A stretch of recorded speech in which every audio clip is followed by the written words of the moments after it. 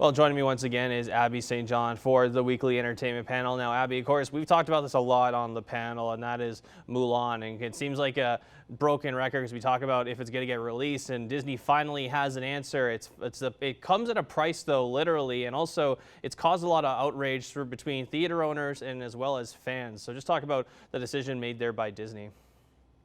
Yes, well, Disney has pushed back the release date for Mulan several times, obviously due to COVID, as many films have done. Now, Disney has decided to ditch theaters altogether as theaters down in the US haven't reopened due to cases. So they are going to put it straight to Disney Plus. However, on top of the subscription that you already pay for, you have to pay an additional $29.99 US dollars. Now, it will be a little bit more here in Canada as the with the dollar exchange, but that's still a lot of money to spend through a service that you already pay for monthly or yearly, depending on which package that you went with.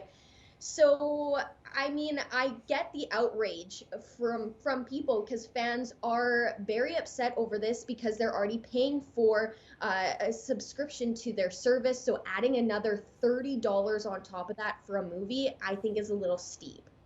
Yeah, and it's just a matter of time before we maybe see other big movies follow suit with Disney, maybe even Black Widow, but there hasn't been confirmation about that.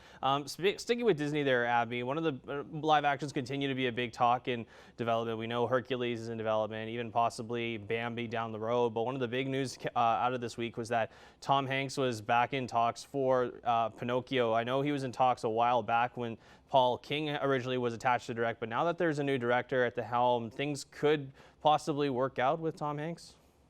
Yes, he is in talks currently to play Geppetto in the live action Pinocchio. Robert Zemeckis, who is now the director of it, he's worked with Hanks on multiple projects, including Forrest Gump, Castaway, and The Polar Express. All three incredible films. So I think this duo is a good mix, especially for a Disney movie and for something as classic as Pinocchio. It'll be interesting to see what they do with the tale and compared to all the other Disney live actions. It'll be interesting to see what they do, but I think Tom Hanks is a great choice for it. He's a well-rounded actor, and we know that he can play that charismatic character as he has shown us in a lot of what he has done.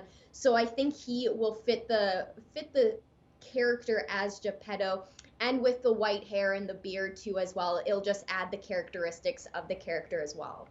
And absolutely, everyone kind of, especially when he played the part of Sully, he definitely did look like Geppetto there. Now, of course, Abby, we'll take a little break from Disney here, but one of the news in the horror world, I know, of course, I'm not a huge horror fan myself, but the very popular pop culture movie Scream is finally getting that fifth movie. It's been in the talks for a while. There have been talks of whether or not it was going to happen after Scream 4. A lot of the old cast members were saying, hey, I'll come back and do a fifth movie if need be. It's had such a big culture movement in the horror genre, but just talk about the excitement from fans as well as from the actors that are possibly coming back.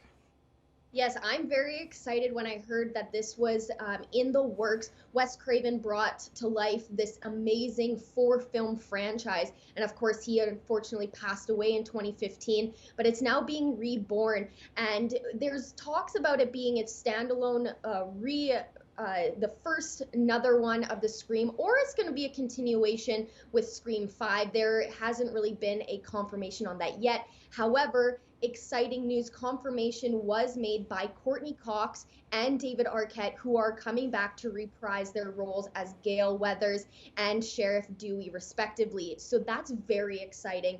And something else that's also exciting, Neve Campbell, who played Sidney Prescott, the main character of the Scream franchise, she's currently in negotiations. She expressed some concern about COVID, but she is in negotiations with the directors. And so it'll be very exciting if she does confirm that she is coming back as her character, Sidney Prescott. So exciting news. It's one of my favorite slasher movies, as well as a lot of people's. And it's a great franchise, and I'm excited to see what happens with Scream 5.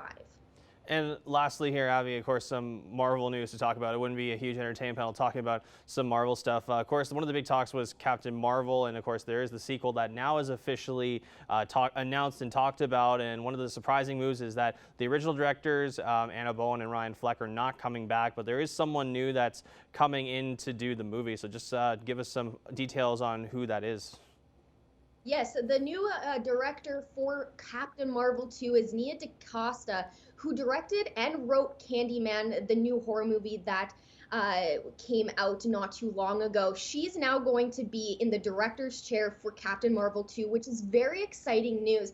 Now, the director Ryan Fleck did tweet out saying, "Congratulations at Nia DaCosta. Can't wait to see where you take this. Anna and I are thrilled for you and wishing you the very best." So it's very exciting that they're also throwing in their support to this young American filmmaker and writer. I'm very excited to see where she takes Captain Marvel, as it is a women-driven movie, as the main character, Captain Marvel, is a woman. So it'll be very exciting to see where this movie goes. As Captain Marvel, the first one was very well written, very well directed. So hopefully Captain Marvel 2 will follow suit, which I think it will.